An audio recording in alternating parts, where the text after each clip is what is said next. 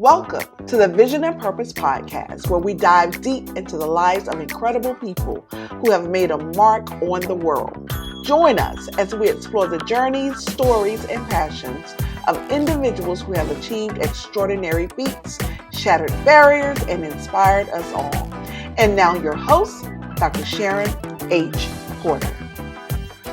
Hello, and welcome to the Vision and Purpose podcast. I am your host, Dr. Sharon H. Porter, and today we are joined by Dr. Nicole Rochester, the owner of a successful healthcare consulting company, a keynote and TEDx speaker, and the mom of two beautiful young adult daughters. She is also the host of the new podcast, Your Next Chapter, that can be found on Amazon Music, Spotify, and Apple Podcasts. Welcome to the show, Dr. Nicole. Thank you, Dr. Sharon. I'm excited to be here. Thank you for having me. I am super excited when I saw this new podcast coming, and really the reason why it came. I said, oh my God, I've got to talk to her. So I want to start there. Why the Next Chapter podcast? Let us know. Well, I am entering a next chapter, and the way I define a next chapter is a new season in our lives that's typically birthed by some type of traumatic event or unexpected event, or what I've come to call divine disruptions. In my case, it was a divorce. So I have been married for 28 years to my high school sweetheart, the love of my life. I spent my entire adult life with him. And, not that our marriage was perfect by any means, but I thought it was going to be forever. And unfortunately, last spring, some information came to light that exposed fairly significant betrayal and infidelity, and it led me to file for divorce. And so now I am a divorced woman, and that was a very difficult journey for me. One, for the longevity of the marriage and my expectations around what my future would look like, and also being a physician and a successful business owner and what I say a recovering perfectionist.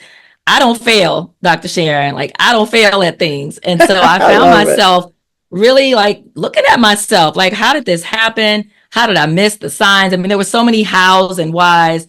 And so for the last 18 months or so, I've really been on this healing journey of rediscovering who I am, what I want, what I deserve, and dropping my superwoman cape and not being the strong friend anymore and letting others be strong for me. And so I've just learned so much in the journey and really wanted to start the podcast to create a safe space for others. I really, really love that. And just how did embracing vulnerability play a role in that healing journey? Because I know you cannot heal without being vulnerable. Yeah, vulnerability has literally been, I would say, outside of God and prayer, the single most important part of my journey. And I have to say that I'm not someone who historically has been vulnerable. I am the person who would typically say I was fine. And honestly, sometimes I believed that I was fine. I made myself believe that everything was okay or that everything would be okay. And so I wasn't really accustomed, even in my close friendships, to really, bearing my soul. I would always solicit from my friends, what's going on? And I'm the fixer. I'm just the fixer in my family and my friendship relationships. And so this was kind of new for me to really completely remove the mask. And it's funny because I remember I shared on Facebook early in the divorce journey. I didn't say I'm going through a divorce, but I just started sharing about some of the feelings that I was having and the heartbreak. And a beautiful woman who had always been a friend, but not a close friend, she saw one of my posts and she reached out and messaged me privately, and she asked if I was okay. And for the first time in a long time, I was like, you know what? I'm not going to say, yeah, I'm fine. I said, no, I'm not okay. And I just very briefly and very generally told her what I was going through. And Dr. Sharon, do you know that ended up in her taking me to a play at the Kennedy Center? We shared dinner, we talked probably 2 or 3 hours. that evening. And that was just the beginning of so many other instances of me being vulnerable, opening my mouth, sharing. And inevitably, 1, 2, 5 women would message me, text me, email me, call me, and say, I've been through something similar, or, I'm really sorry. Can I do this for you?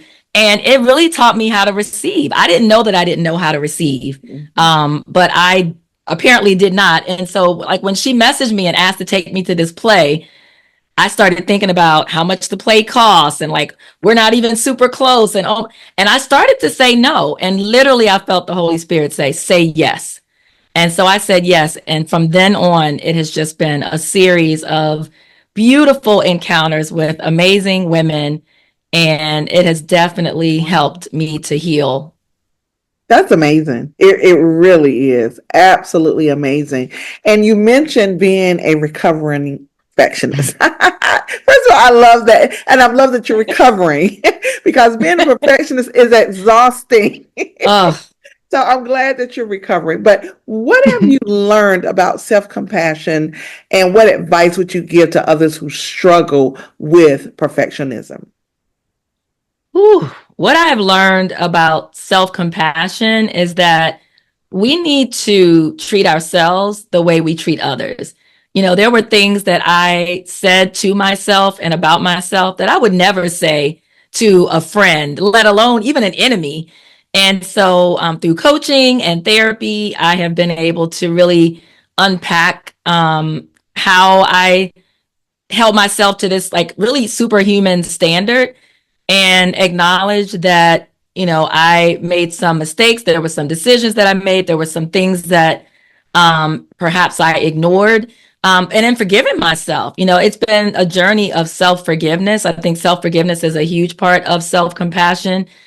And in terms of advice to other perfectionists or those who are recovering perfectionists, I have just found there's so much freedom in just letting things happen, letting things go, dropping a few balls every now and then. And for me, with my spiritual walk, just truly giving it over to God, like that has helped me so much with my perfectionism, because at the end of the day, I wasn't in control of anything anyway, despite what I may have thought. And so just surrendering has been a huge part. And there's fun in imperfection, like even with my businesses and like my entrepreneurial journey, I've had to do things before they were maybe perfect, before they were ready.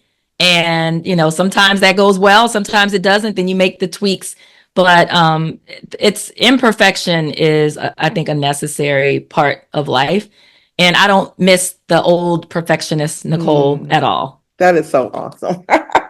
And you mentioned your faith, your spirituality, and how it really guided you through this period of what you call divine disruption, Yeah. which I love. And you also mentioned discovering the power of community, which sort of speaks to you being vulnerable and opening up the community, right? To let Yes. yourself be a part of that community. How did you go about finding and nurturing those relationships beyond that? Because I think what I'm hearing is that was like a first step to that. That was like your Mm-hmm. aha moment. So did you Yeah. further open yourself up to those relationships, and what was the impact did it have on your recovery?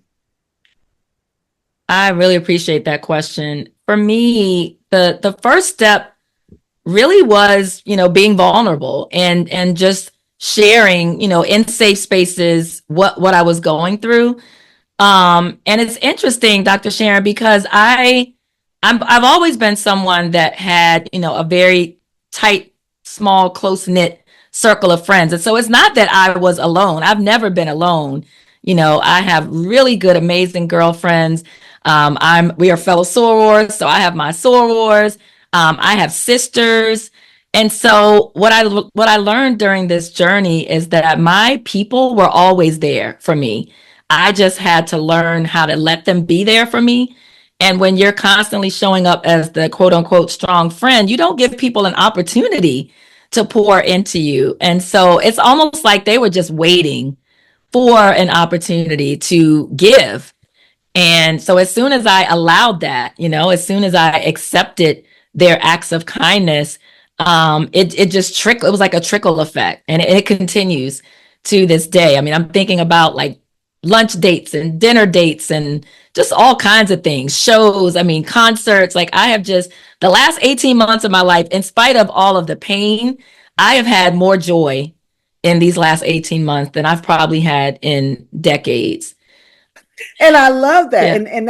And that's something, just imagine all those years that you didn't allow yourself to be open, right? And you mentioned it. You were the strong friend, Yeah, and so now you needed someone to be there for you.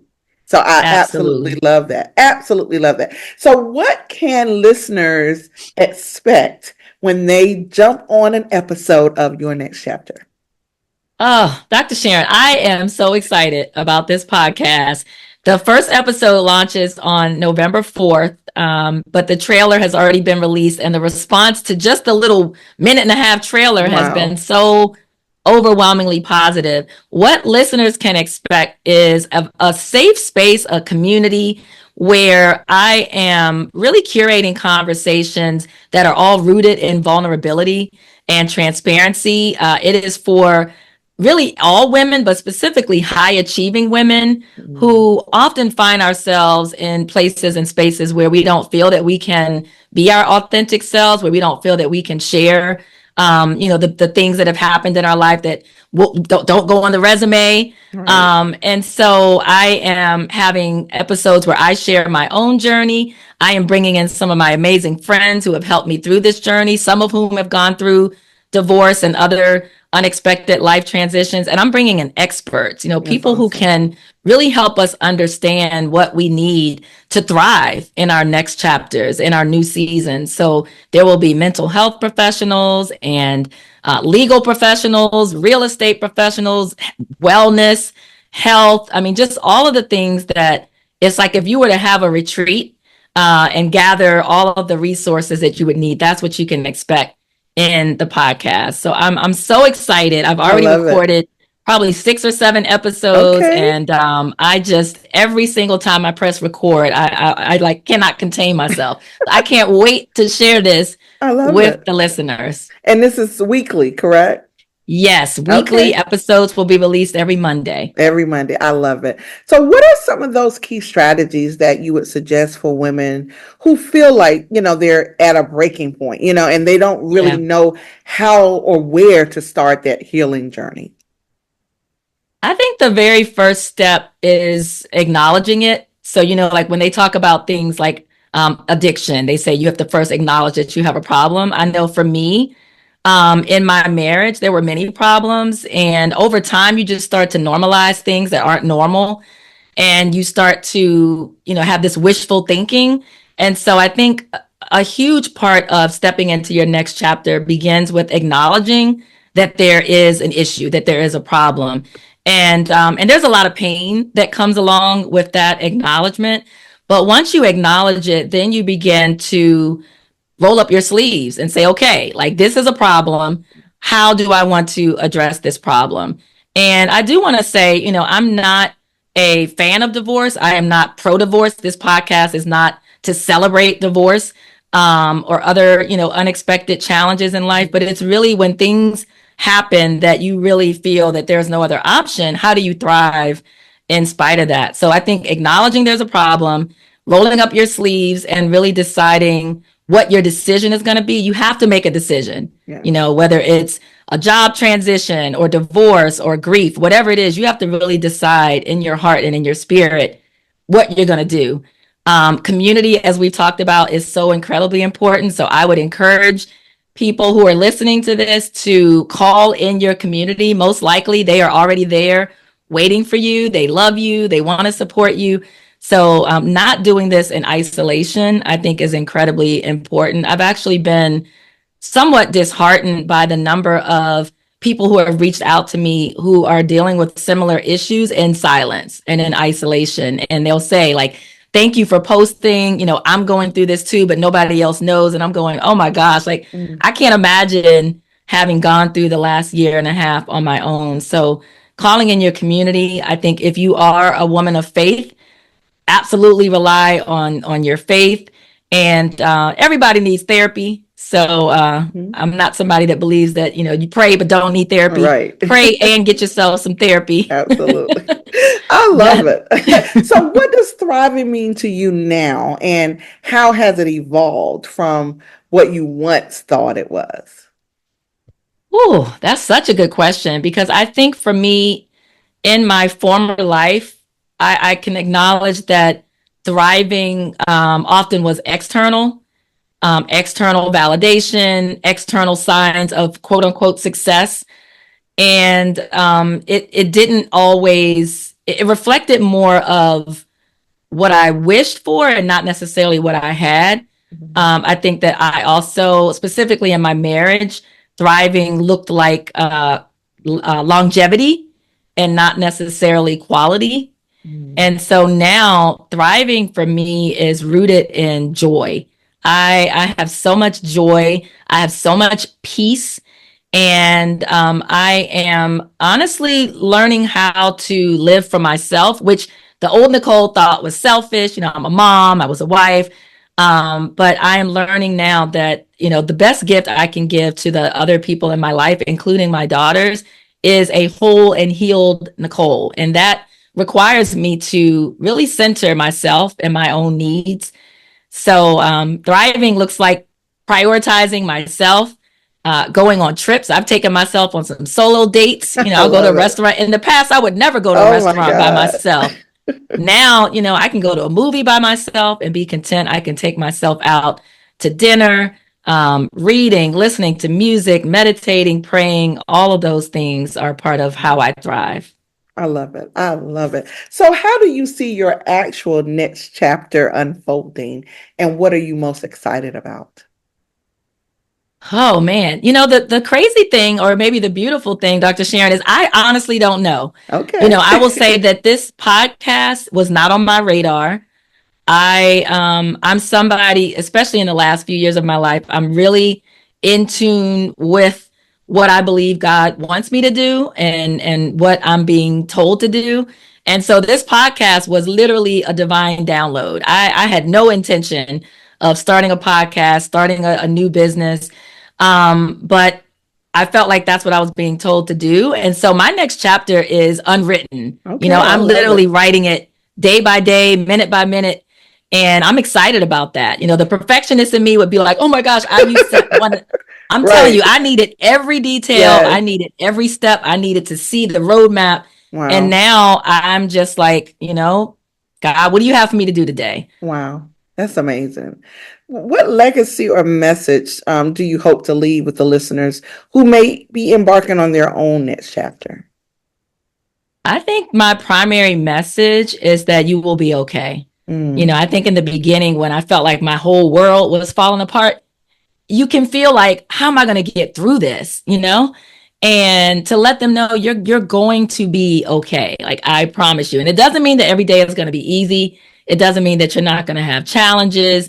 But in the end, you have to trust that you will be okay, and to just take the journey. Like, we're focusing often on the end result, the end point, and that's hard not to do, especially when you feel like things have gotten really chaotic in life. But what I've grown and learned to do is to literally just take one step at a time. Oh, I love it. So please share where our viewers and listeners can catch this wonderful podcast that will be launching on November 4th. Where can they follow you just to get up with all the updates that you have and just stay abreast of everything that you have to offer? They can follow the podcast. It's Your Next Chapter with Dr. Nicole, and you can follow the podcast on Apple Podcasts, on Spotify, on Amazon Music, and probably some other maybe less well-known podcast platforms, but those are the main three. Please follow me on social media. On Instagram, it's at Your Next Chapter _CO. On Facebook, it's at yournextchapter.co. And you can go to the website, which is yournextchapter.co. I love it. Dr. Nicole, Thank you so much for being my guest. I am excited. Can't wait for this first episode to drop on November 4th. I will definitely subscribe so that I never miss a wonderful episode because I know it's going to be amazing. So thank you for taking the time out to share with us Thank today. you. Thank you for having me, Dr. Sharon. I appreciate it. Absolutely, absolutely. And to our viewers and our listeners, we thank you as well for joining us for another episode of Vision and Purpose Podcast. Just remember, your vision is the compass guiding you through life, and your purpose is the fuel that propels you forward. Keep dreaming, keep believing, keep pursuing your purpose.